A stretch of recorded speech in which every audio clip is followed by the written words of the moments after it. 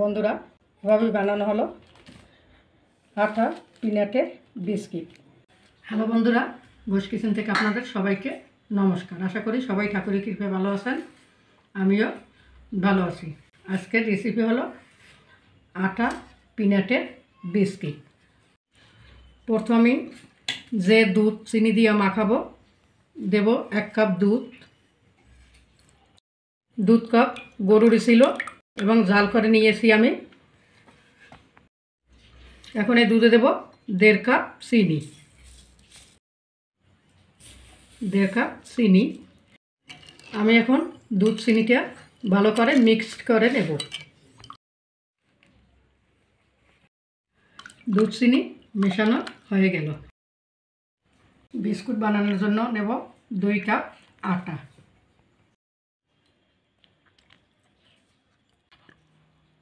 দিলাম 2 কাপ আটা আর দিব 1 কাপ সুজি। সুজিটা কিন্তু আমি একদম মিহি করে গুঁড়ো করে নিয়েছি। এখন দেব সুজিটা।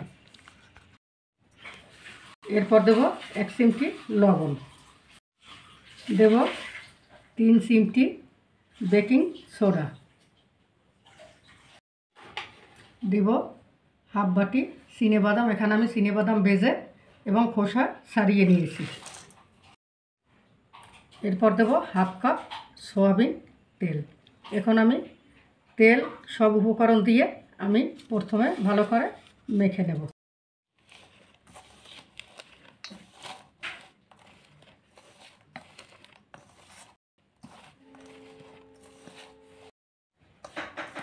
আমি তেল দিয়ে প্রথমে মেখে নিয়েছি।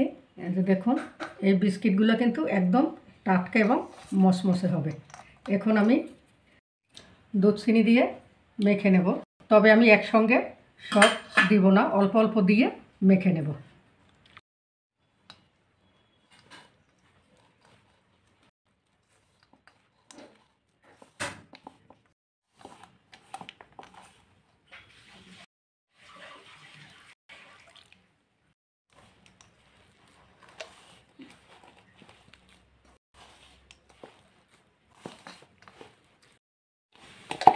এভাবে মেখে নিয়েছি, সম্পূর্ণ দুধ লাগেনি, এখনও এতটাই বেঁচে গিয়েছে। আর এখন আমি আবার দিয়ে দেব আমি 1 চামচ ঘি। ঘি দিয়েও আমি আবারও কিছুক্ষণ মেখে নেব।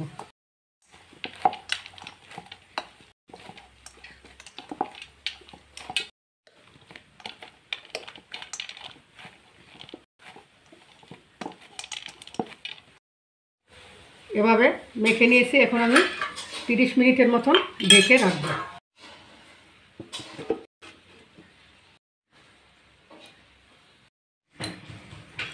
আধা ঘন্টা পরে আসছি। দেখুন বন্ধুরা, অনেকটাই কিন্তু মাখানোর পরে সফট হয়েছে। এখন আমি বিস্কিটগুলো বানিয়ে নেব। আমি আটা মাখাটা 3 ভাগ করে নেব। এখন আমি রুটি বেলনের চাটু এবং বেলন নিয়েছি। আমি এখন রুটির মতন বেলে নেব। তার জন্য চাটুতে দেব সয়াবিন তেল।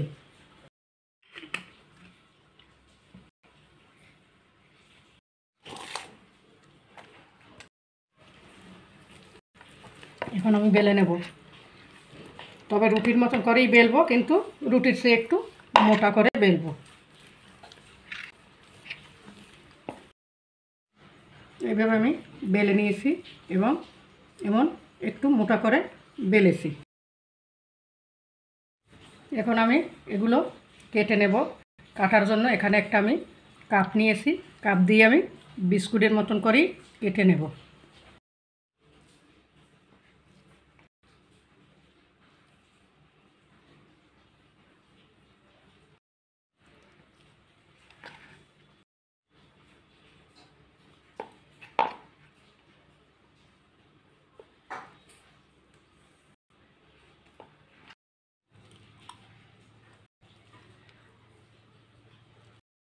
এভাবে আমি একটা কাপ দিয়ে কেটে নিয়েছি। এখন আমি একটা কাঁটা চামচ দিয়ে ডিজাইন করে নেব। এখন আমি একটা কাঁটা চামচ দিয়ে ডিজাইন করে নিব। যে যেভাবে ডিজাইন করেন আমি এভাবে ডিজাইন করে নিয়েছি।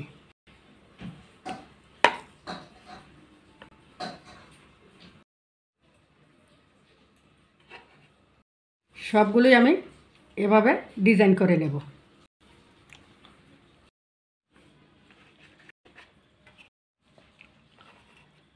আমি আবার একটা বানিয়ে দেখাচ্ছি।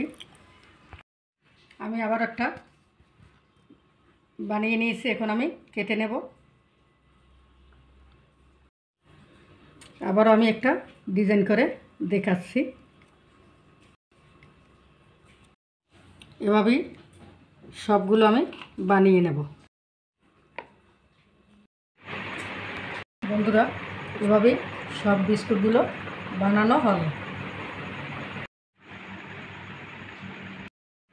এরপরে আমি বিস্কিটগুলো ভেজে নেব। এখানে বিস্কিট ভাজার জন্য আমি তেল গরমে দিয়েছি। তেল গরম হয়েছে, তবে বেশি গরম নয়। এখন আমি বিস্কিটগুলো ছেড়ে দেব। আর জালও কিন্তু একদম মিডিয়াম জাল।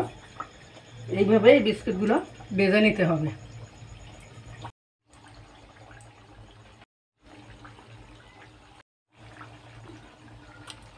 আর বাকি বিস্কুটগুলো আমি পরে ভেজে নেব। এখন আমি কোনো নাড়াচাড়া করব না। 2 মিনিট এমন মিডিয়াম জালে রেখে দেব, তারপর বিস্কিটগুলো উল্টে দেব। আমি 2 মিনিট পরে আসছি। এখন দেখি বিস্কিটের এক পিঠ হয়ে গেছে, আরেক পিঠ আমি উল্টে দেব। তবে কোনো খুন্তি দ্বারা নয়, একটা চামচ দিয়ে। এই যে দেখুন, এক পিঠ গোল্ডেন কালার হয়ে গেছে। আমি অপর পিঠও এমন করে ভেজে নেব। আর জাল কিন্তু খুবই মিডিয়াম জালে রাখতে হবে।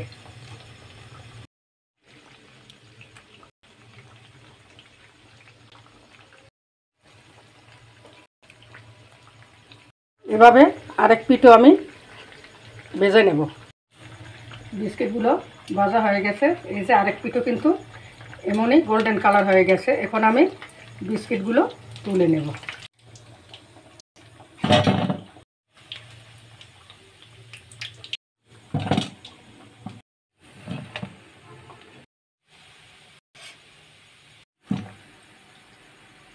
এখন বাকি বিস্কিটগুলো আমি একইভাবেই ভেজে নেব, এপিট ওপিট করে।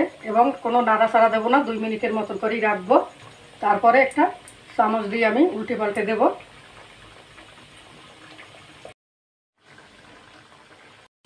এই বিস্কিটগুলো আমি ওই একইভাবেই ভেজে নেব। বাকি বিস্কুটগুলো আমি এপিট ওপিট করে গোল্ডেন কালার করে ভেজে নিয়েছি। এখন আমি তুলে নেব।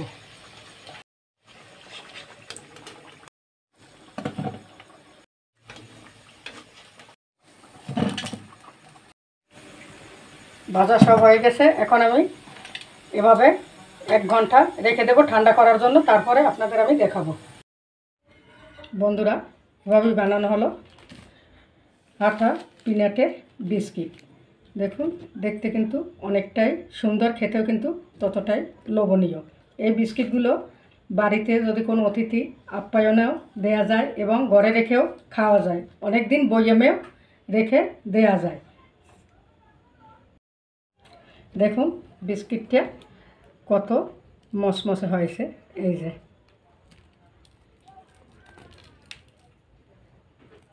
চায়ের সাথে কিন্তু খেতে এই বিস্কুটগুলো খুবই ভালো। এভাবে আপনারা একবার বাড়িতে বানিয়ে দেখবেন। আমাদের সাথে থাকবেন, চ্যানেলটিকে সাবস্ক্রাইব করবেন, লাইক কমেন্ট শেয়ার করবেন। নমস্কার।